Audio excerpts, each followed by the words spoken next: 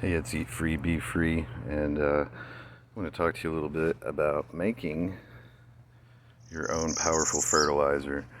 And here I have ash from my grill and cuttings from pruning plants, mostly tomatoes, some pepper.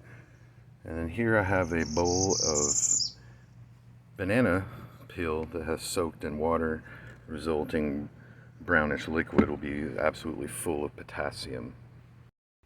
So the recipe I use in a 5-gallon bucket for making a compost tea, it takes about a week to be ready, but it's what fuels all of this. Keeps it all nice and pretty and green. Potash, or potassium nitrate, is not collected from under the sea in caverns. That piece of wood right there is minerals, elements, metals, carbon, nitrogen, phosphorus, all of it's trapped in the cellulose of the wood in a concentrated form. Ashes to ashes, dust to dust. When you burn it, you leave behind this dust where all of the other stuff does not dissipate into the air, but you're rich with minerals, potassium, magnesium, phosphorus, etc., etc. And I actually have, you see the ash, and you see the brown here. I actually have a little bag of potash I'm going to show you. Inside this dusty bag of potash, or potash, you'll see the resulting same thing.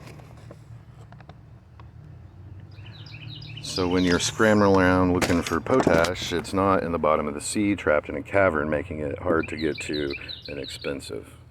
It's right here in your grill. I do add more potassium with the potatoes, so this, when it starts to decompose, we'll put nitrogen into the aqueous solution, the water that's in here during decomposition, and you'll smell the sulfur. When it's hit that point, then you not only have garden sulfur, but your nitrogen's rich and ready to be put back into the soil. You add the potash for more than one reason. I'll show you one. In my pepper box, the potash has come to the top with the styrofoam that I shredded up for aeration. It's come to the top, and as you can see, resultingly, I don't have any stragglers growing. I don't have anything but, well, there's one, but what's supposed to be there. So after rains and watering, there's about a 1/2 inch thick coating of ash nothing can grow on, but underneath it's thick, rich soil. It's really evident in my potato bed. No stragglers growing underneath. I got the mix perfect on this one. Now I am going to put another load of water on my banana and steep out some more potassium, but I have put it in here. You only want to fill the water about 1.5 inches above your line of mass, so that gives it room to amalgate and bubble and go ahead and break down with enzymes. As far as this, in 7 days, as I add more into it, in 7 to 10 days, I'll be ready to fertilize with the resulting tea.